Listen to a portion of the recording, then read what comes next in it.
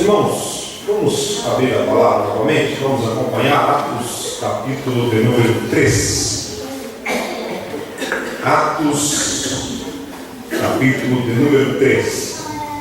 É o texto que nós vamos tomar por meditação aqui esta noite. Atos, capítulo de número 3.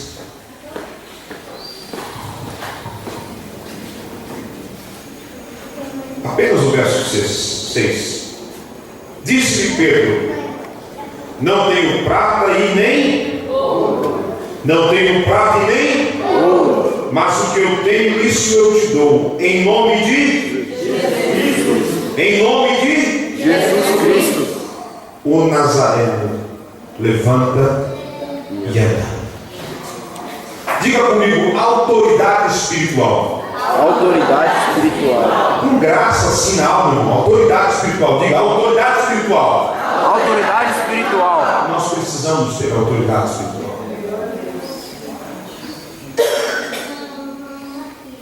Os milagres que aconteceram na vida, através da vida de Jesus, foram milagres extraordinários. Os milagres que aconteceram através das mãos de Jesus, através da saliva de Jesus, milagres que aconteceram pela palavra de Jesus, foram milagres extraordinários. E Jesus disse em sua palavra que obras maiores do que a que ele fez, nós também faremos. Mas pastor, eu não creio nisso. Em Hebreus 13:8 está dizendo: Jesus Cristo é o mesmo ontem, hoje e eternamente. Tem muita diferença de você apresentar alguém em oração e você orar por alguém. Apresentar alguém em oração fala-nos de intercessão. A pessoa não está presente, aí você está orando: Senhor, abençoa a Maria, abençoa o José, abençoa o João, abençoa a Bernadette e assim por diante. Só que quando você ora por alguém, pondo as mãos sobre ele, um negócio é diferente. O texto que nós estamos lendo aqui essa noite, Atos dos Apóstolos, para você que nunca ouviu falar sobre Atos dos Apóstolos, nós temos que esse texto ele tem um início, mas o final dele aqui teve por uma ordem canônica, ele teve que ser encerrado falando sobre a história de Paulo. Mas a história da igreja ela está perdurando até os dias de hoje, porque fala Atos dos Apóstolos, ou Atos da igreja, ou Atos do Espírito Santo, porque o Espírito Santo ele ainda está na história, ele ainda está guiando a sua igreja, ele ainda está direcionando a sua igreja, ele ainda está nos apresentando aonde é que é o Calvário. E Atos dos Apóstolos ele é um livro escrito para narrar de fato o princípio do Evangelho. Todos nós, quando vamos estudar a história da igreja, o princípio da história, começamos com Cristo, um pouco de conhecimento do mundo do Novo Testamento, mas é Atos dos Apóstolos que vai de fato bater o martelo e falar: não, é aqui que começa a história. Quando você vê o Atos dos Apóstolos, você vê que o homem que escreve Atos dos Apóstolos, ele não é discípulo de Jesus. Lucas não foi discípulo de Jesus, ele era um médico. Só que o andar dele com Paulo lhe deu o direito dele escrever essa carta a um homem chamado Teófilo, ou como muitos consideram, um amigo de Deus. E ele começa a fazer algumas narrativas, abre Atos 1, só para que você tenha uma noção, uma cosmovisão do livro de Atos. O primeiro tratado ao Teófilo, eu fiz acerca de tudo que Jesus começou não só a fazer, mas também a ensinar. Eu fiz lá um apanhado, eu fiz tudo que podia ser feito. Eu fiz uma breve pesquisa até o dia em que ele foi recebido no céu, depois de ter dado o mandamento pelo Espírito Santo com os apóstolos que os acolheram, aos quais também, depois de ter padecido, se apresentou vivo de formas infalíveis, sendo visto por eles no espaço de 40 dias do que falava a respeito do reino de Deus. Muita gente pensa que Jesus morreu, foi sepultado e no terceiro dia ressuscitou e foi para a eternidade. Não. O texto está dizendo que ele provou de forma infalível que havia ressuscitado no espaço de 40 dias. Depois ele foi assunto ao 40º dia, que ele chega aos seus discípulos e diz assim: olha, ficai em Jerusalém, até que do alto sejais revestidos de poder. Ficai em Jerusalém, até que do alto sejais revestidos de poder. Parafraseando o texto aqui: ficai em Jerusalém, até que vocês recebam a incumbência, até que vocês recebam a autoridade espiritual para poder fazer a obra de Deus. Nesse culto de ensino, eu gostaria de falar sobre os milagres que Jesus opera no templo. E a autoridade espiritual é algo que eu e você precisamos buscar da parte de Deus. Pastor, o que é isso? Eu tenho que ter autoridade espiritual. Como representante legal de Cristo na terra, demônios têm que submeter pela palavra do nome de Jesus, enfermidade tem que submeter em nome de Jesus, quaisquer que for o levante de Satanás tem que bater em retirada no nome de Jesus. Se você concorda comigo, levante a sua mão e dá glória a Deus aí. O texto está dizendo, no verso número 8 de Atos 1, dizendo: ao descer sobre vós o Espírito Santo, vocês serão minhas testemunhas. Uma testemunha, ela tem que testificar aquilo que ela viu ou aquilo que ela presenciou. Não tem como uma pessoa testemunhar apenas de ouvir falar, não tem como. Até mesmo Jó, antes de conhecer a Deus, ele fala: antes eu somente ouvia falar de ti, mas agora eu te conheço, agora eu sei quem é o Senhor. E meu irmão, para conhecer Jesus de fato, eu tenho que buscar a sua presença. Para se ter de fato a presença do Espírito Santo ao meu lado todo o tempo, eu tenho que buscar a presença do Espírito Santo. E o texto está nos dizendo que os seus discípulos, eles ficam então aguardando este momento. Quando Jesus é assunto aos céus no momento da ascensão, a palavra do Senhor nos diz que eles começam então a ir a um local de oração chamado cenáculo.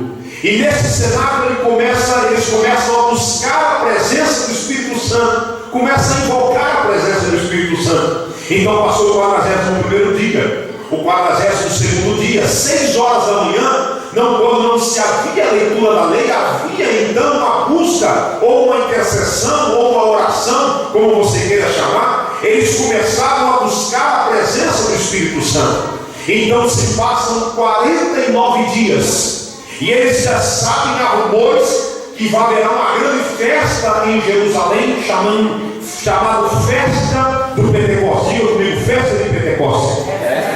Por que festa de Pentecostes?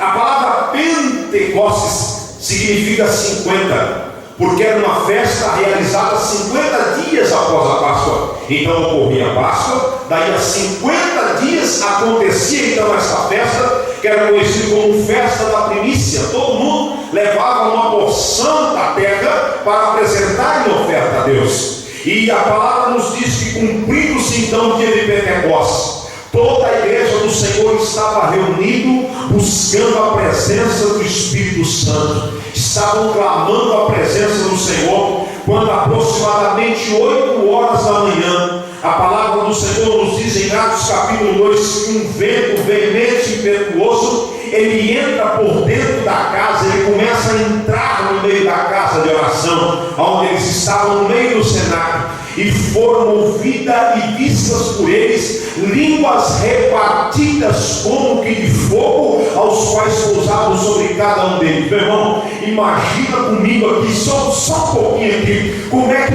não tem sido feito aquele culto, como é que não foi aquele culto abençoado, o porteiro começar a falar em línguas estranhas, o segundo irmão da retaguarda do porteiro ouvir falar em línguas estranhas. Daqui a pouco, irmão, mais de 120 pessoas estão glorificando e exaltando a presença do Espírito Santo, falando em mistério com Deus, e começa então a ecoar por toda a Jerusalém aquilo que estava acontecendo ali no cenáculo. Lá em Jerusalém estava ocorrendo uma grande festa, a festa do Pentecostes. Todo mundo no templo está oferecendo a sua oferta, mas lá em cima havia homens e mulheres de Deus invocando a primícia do Espírito para que fosse derramado na face da terra. Aqueles homens estavam buscando a autoridade espiritual sobre as suas vidas, de maneiras que, quando a palavra foi ecoada, os homens correm então em direção ao cenáculo onde estavam,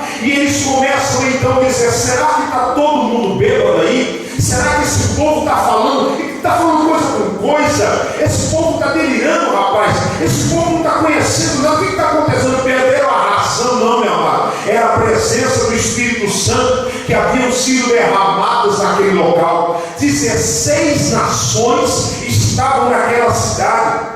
Se você abrir Atos 2, verso número 9, está dizendo o seguinte: olha, tinha partos, medos, elamitas que habitavam na Mesopotâmia, da Frígia, da Panfilha, do Egito, da Líbia, de Cirene, forasteiros romanos, prosélitos, cretenses, árabes, todos nós ouvimos falar das grandezas de Deus na nossa própria língua. O que acontece aqui, meu irmão? Ocorreu um fenômeno chamado xenolália, ou seja, a presença do Espírito Santo na vida daqueles homens fizeram com que eles falassem em línguas estranhas com Deus e fosse um idioma da terra. É mais ou menos assim: se alguém falasse inglês, alguém estava falando em línguas estranhas em inglês. Se alguém falava espanhol, quando alguém estivesse falando em línguas estranhas em língua espanhola, ele também ouviria espanhol. Quem fosse da Arábia ouvia falar em árabe. Não tente entender os mistérios de Deus.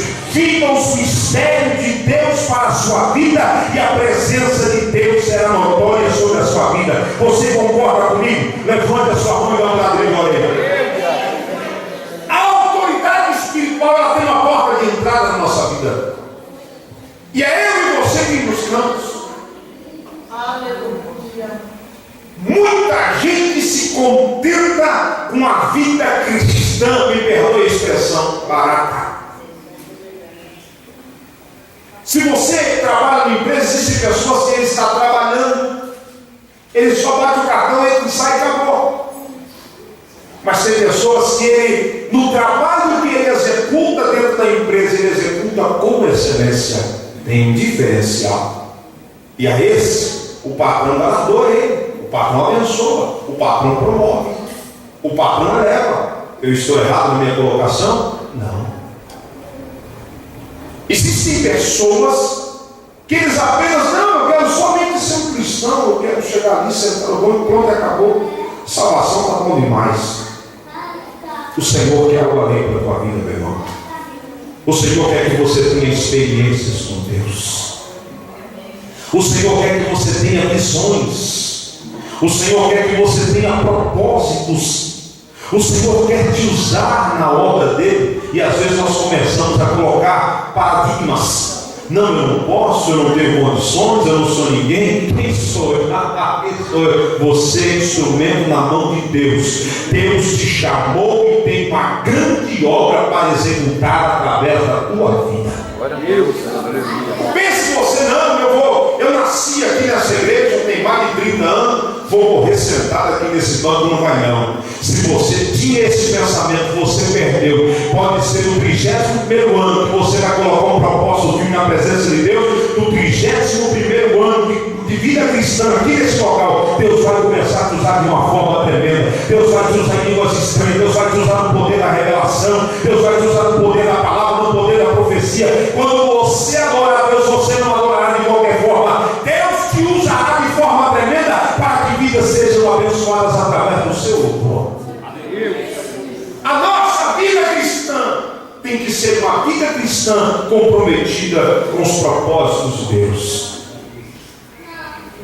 Quando Pedro está ouvindo falar, está todo mundo bêbado aqui? Ah, meu irmão, Pedro, que tinha negado Jesus, sim, ele. Pedro que tentou de todas as formas se esquivar de ser contado um dos 12. Ele tentou se afastar para não morrer junto com Jesus à noite, na tarde da crucificação, na manhã, na madrugada, em que se fazia o terceiro dia.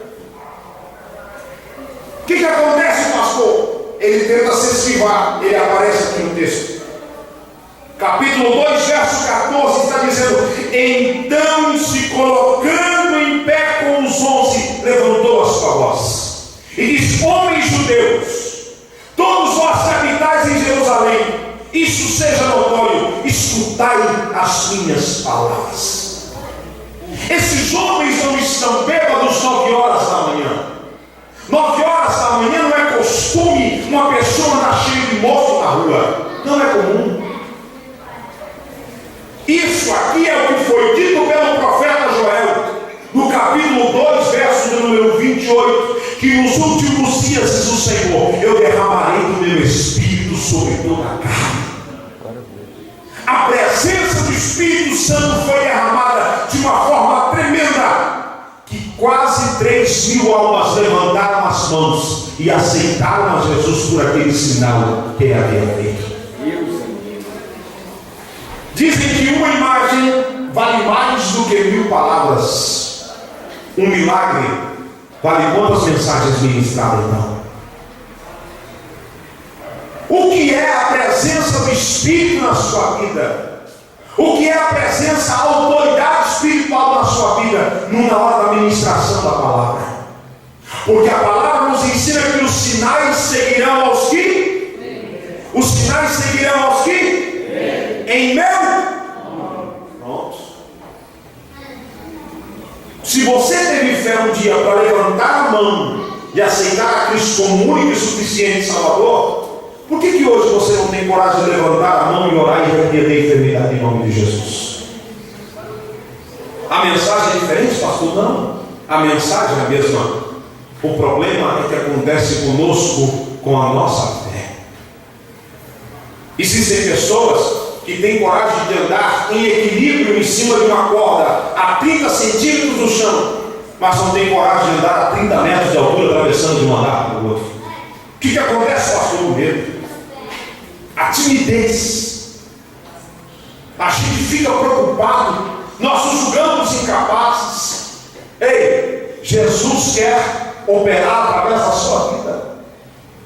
Jesus quer fazer coisas grandes através da sua vida. Agora você precisa se despertar para isso. Pedro, ele é uma pessoa até o Pentecoste. Depois do Pentecoste, Pedro é outro. Pedro, até o Pentecoste, ele é uma pessoa que fala muito. Ele é uma pessoa que anda com uma faca pendurada na cintura. Ele é uma pessoa que está envolvido, mas não comprometido com Cristo. A partir da crucificação e a partir do Pentecoste, o irmão Pedro é uma outra pessoa. Agora sim eu posso declarar que Pedro é um apóstolo tremendo. Ele sai daquele dia com o seu coração tão avivado. 3.000 almas aceitam a Cristo, que outros dias depois, 3 horas da tarde, no nosso horário aqui hoje, 3 horas da tarde, o texto diz que ele está dizendo, ele estava subindo junto com João, próximo da hora nona, 3 horas da tarde, quando eu vi que na frente do templo era trazido um homem coxo. Há 40 anos, a mãe daquele homem trazia ele e colocava com as suas pernas entrelaçadas na porta chamada Formosa. O que é a porta formosa, pastor? Porta Formosa, segundo Flávio José, era aquela porta principal do templo, a porta de entrada. Era uma porta que gastava pelo menos 20 homens para poder abri-la. Ela era folheada com prata, ela era folheada com ouro. 20 homens precisavam para poder empurrar aquela porta, para poder abrir, para que todos pudessem adentrar no templo. Era a porta principal, por isso é chamada de Porta Formosa. O homem era colocado lá de fora. Desde quando nasceu, ele era um esmolético da porta. Pessoas entravam e saíam do templo todos os dias, todos os momentos de oferta, todos os momentos de ministrações, todos os momentos de festa, e ninguém se atentava que aquele homem estava ali. Apenas uma esmola colocava para ele e pronto, e acabou. A autoridade espiritual na nossa vida, quando ela vem, o amor de Cristo ele é perfeito na nossa vida, que nós começamos a sentir basicamente o que as pessoas estão sentindo. Pedro e João estão subindo às 3 horas da tarde, e aí aquele homem estende a mão e fala: ei, você não tem nada para mim não? Pedro fala para João: João, desde quando Jesus falou para não levar o alforje, eu não carrego a bolsa comigo. Eu comigo aqui. Eu não tenho moeda, não tenho nada. João também olha para Pedro e fala: Pedrão, desde quando Jesus mandou tu botar seu anzol lá no rio e puxar aquele peixe, tirar a moeda dentro da boca dele, porque ele tanto milagre que eu também não mando nada. Eu estou sem dinheiro, rapaz. Eu larguei a pesca, eu estou aqui vivendo pela fé. Amém. A Bíblia diz que o Luiz Moleque está olhando o versículo 5, ele olhou para eles esperando receber alguma coisa. Pedro olha para João, João olha para Pedro, se recordam que dias anteriores ocorreu um grande milagre na cidade de Jerusalém. Então o verso de número 6 está dizendo: eu não tenho prata, eu não tenho ouro, mas o que eu tenho, isso eu te dou. Em nome de Jesus Cristo Nazareno, levanta-te e anda. A ministração foi feita, mas para que pudesse crer, a Bíblia diz no verso de número 7, que tomando-o pela mão, da sua casa até aqui, quantas pessoas estavam prostradas no meio do caminho? Ao você chegar, da onde você saiu até você chegar aqui, quantas pessoas você viu caíram no meio do caminho? Eles estão à porta do templo. Este homem, se ele fosse de descendência levítica, por exemplo, de descendência do sacerdote, jamais ele poderia entrar no templo. Me mostra, pastor, Levíticos 21. Olha o que está escrito: falou mais o Senhor, falarão, dizendo: ninguém da tua descendência, nem nas tuas gerações, em que houver algum defeito, chegará a oferecer como a Deus. Pois nenhum homem que houver deformidade alguma chegará.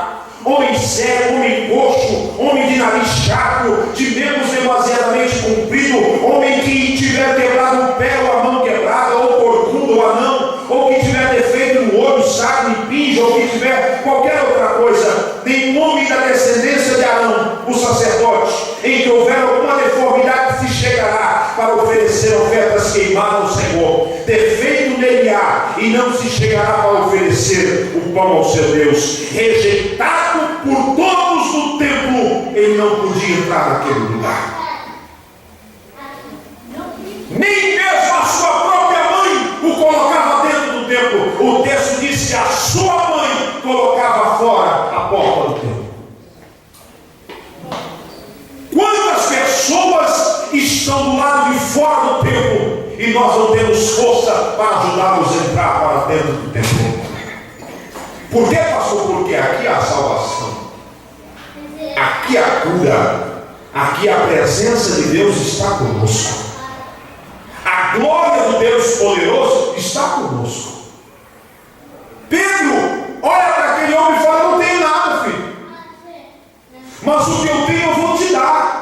Então ele toma pela mão daquele homem e o milagre começa a acontecer. Meu irmão, eu não sei o que pode passar pela sua mente nesse momento. Uma pessoa de 40 anos que não tem uma circulação sanguínea perfeita nas suas pernas, não tem musculatura perfeita nas suas pernas, as suas cartilagens não funcionam de forma perfeita.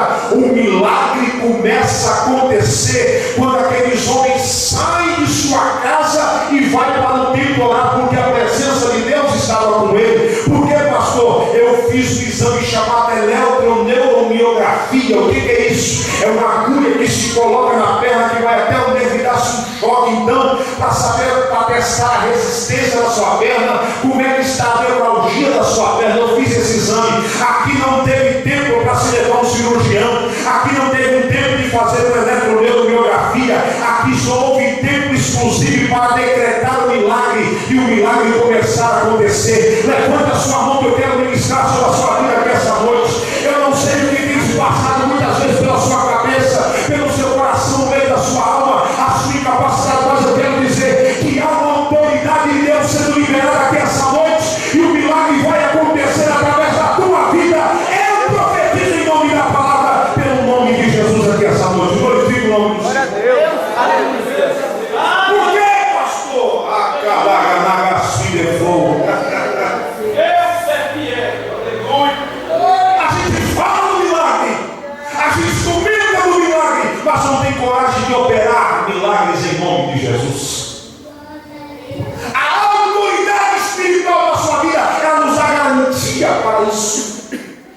O Senhor nos deu direito, o Senhor nos deu uma procuração. Olha, em meu nome eu quero que você expulse o demônio. Em meu nome eu quero que você cure enfermo. Em meu nome alguém pode chegar com veneno e falar para você: toma. Você pode, se você não souber, porque se você souber, você está tentando a Deus. Mas alguém pode chegar com algo para envenenar você pode, ó, e nada lhe fará dano algum. Glória a Deus.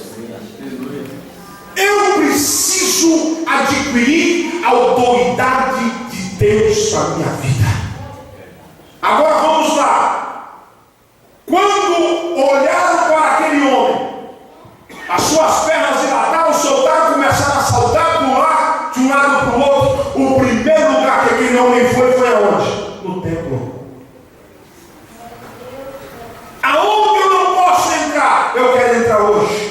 Aonde nunca eu pude oferecer oferta, eu quero oferecer oferta hoje. Aonde eu nunca pude louvar a Deus com a minha alma, eu quero louvar a Deus. Aquele homem dispara para dentro do templo, e o texto está dizendo que ele sai correndo, pulando e saltando, e todo mundo começa a olhar para ele e diz assim: ei, esse cidadão aí nem é aquele que estava lá na porta da entrada do templo, nem é esse aí que fica pedindo esmola, não é esse aí que há 40 anos está aí pedindo dinheiro para o povo, é esse mesmo. Pois é, o que aconteceu? Em nome de quem que vocês fizeram isso? Foi no nome de Jesus, a qual vocês rejeitaram, que nós mandamos esse homem levantar. E sabe o que está dizendo o texto? Quase 5.000 almas levantaram as suas mãos e aceitaram a Jesus como o único e suficiente Salvador da sua vida. Glória a Deus. Hoje é o dia em que nós vamos sair daqui essa noite e vamos aprender a estender a mão e a liberar o milagre. Nós vamos orar aqui essa noite. Quem é da tua família que precisa que a mão seja estendida? Deus vai usar você para estender a mão para um querido da tua família. Quem é a pessoa que Deus precisa operar um milagre na vida dele? Ah, pastor, é o meu tio, é minha avó, é minha mãe, é o meu filho. Irmão, hoje nós vamos aprender a liberar o milagre. Por que, pastor? Porque Pedro e João eram homens de trabalho servil, como eu e você, eram pescadores. Mas através da vida deles, milhões de almas se entregaram a Cristo. E por meio deles, nós temos essa mensagem para ministrar ao teu coração aqui essa noite. Aonde é que o Senhor precisa liberar o milagre na tua casa? Aonde é que o Senhor precisa executar algo tremendo na sua casa? Eu quero que você entenda que há uma autoridade espiritual sobre a sua vida. Então, a partir de hoje, você que não sabia, você aprendeu essa noite. Mantenha uma vida de comunhão com Deus. Eu já expliquei isso aqui em nossos cursos de ensino. Quando a gente é namorado e quer ganhar a moça, você chega lá todo dia com alguma surpresinha. Você chega lá com um bombom. Você chega lá com uma bala doce. Na roça, desculpa, bala doce que fala na roça. Você chega lá com uma bala para ela, uma bala house, não é isso? Você chega lá com uma cesta de flores, uma cesta de café da manhã, do aniversário, para agradar. Você quer conquistar. Você quer se aproximar daquela pessoa. Como é que a gente se aproxima do Senhor, pastor? Você se aproxima no jejum. Você se aproxima na oração.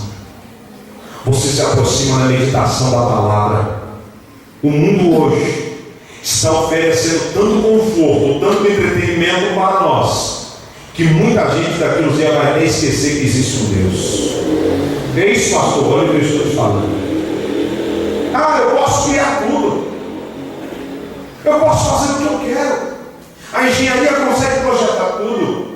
Eu consigo fazer tudo de dentro da minha casa. Eu consigo pagar a conta do banco de dentro da minha casa. Eu consigo resolver problemas de dentro da minha casa. Eu consigo falar com pessoas do outro lado do mundo de dentro da minha casa. Eu não preciso de nada. Eu tenho tudo ao meu dispor, apenas um toque.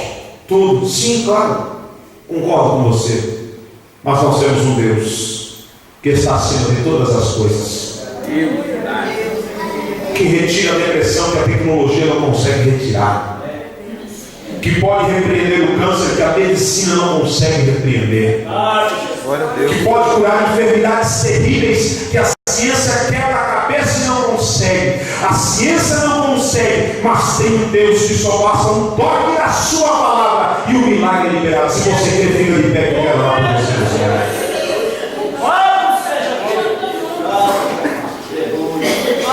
Louvado seja Deus. Você quer receber a autoridade espiritual de Deus? Por quê, pastor? Porque o Senhor diz em sua palavra que aquele que pede, ele recebe. Nós estamos dispostos a pagar o preço para ter intimidade com Deus, para ter uma autoridade espiritual sobre as nossas vidas? Sim, pastor, eu estou disposto diante de Deus. Então tá. Então, a partir de hoje, nas 24 horas do seu dia, você vai chegar na sua casa e você vai reservar o seu tempo para a oração. De tal hora a tal hora, quando nós estudamos metodologia do trabalho científico, as primeiras aulas os professores pegam um chumaço de folha de sulfite e dão nas nossas mãos. Pegam um monte de lápis de cor e dão nas nossas mãos. Vocês vão desenhar aqui hoje. Aí todo mundo fala, vou fazer o quê? Vou desenhar uma casinha, vou desenhar uma árvore? Não. Nós vamos aprender a calcular o nosso tempo e vamos fazer um gráfico para saber quanto tempo nós perdemos. Quanto tempo você leva da sua casa ao seu trabalho? Pastor, eu gasto 2 horas. Então, se o seu dia de transporte para ir e voltar, você precisa de 4 horas. Do seu dia de 24 horas, você só tem 20. Pastor, eu trabalho 9 horas por dia. Então, amém. Do seu dia, você precisa de 13 horas para se dedicar ao seu trabalho. Então, você tem 11 horas. O que você faz dentro de 11 horas? Pastor, eu levo em média 1 hora para preparar comida para toda a minha família. Então, você tem 10 horas. Quanto tempo nós estamos perdendo e não estamos nos entregando a Deus? Pastor, eu saio da minha casa às 5 horas da manhã e eu só volto para casa às 11 horas, meia-noite. Amém, meu irmão? Seu dia apertado, não é? Não tem tempo reservado para se consagrar no canto? Não. Então, aonde você estiver, tem tempo disponível no seu trabalho? Ore em Espírito. Como é que ora em Espírito? Você pode falar com Deus em Espírito. Você tem seus serviços de poder de concentração, meu irmão, você é pago para trabalhar. Então se concentra no seu trabalho, para você não se acidentar, para você não se machucar, se concentre no seu trabalho. Mas o seu trabalho é flexível? Não, pastor, eu sou porteiro. Eu fico na porta. Então sua função é abrir porta, abrir e fechar a porta. Você não tem uma tanta responsa. Eu tenho que olhar câmeras. Amém? Você pode olhar câmeras olhando. Não, pastor. A minha função é ser motorista. Então presta atenção no trânsito. Está no engarrafamento? Olha no engarrafamento, meu irmão. Você vai ficar perdendo tempo para quê? Desliga o jornal e vai ouvir. E vai falar com Deus, ouvir a voz de Deus. Aprenda a executar melhor a sua vida espiritual na presença de Deus.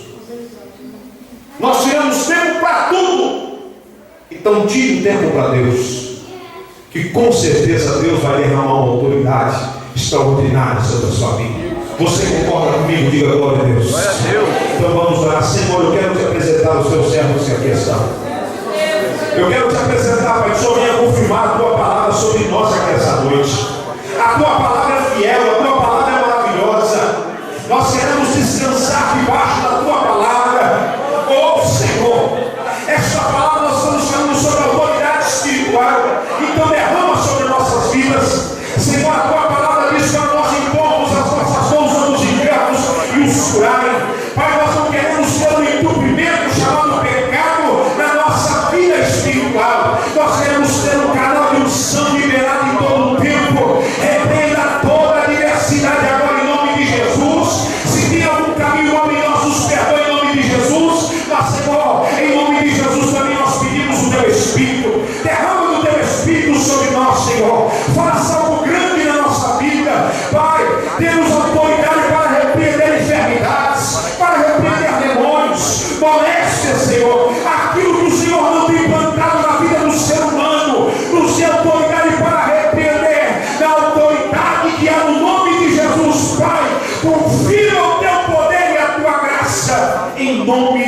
Jesus, nós te agradecemos. Amém. E graças a Deus. Você pode dar glória a Deus bem alto, meu irmão? Tome o seu assento.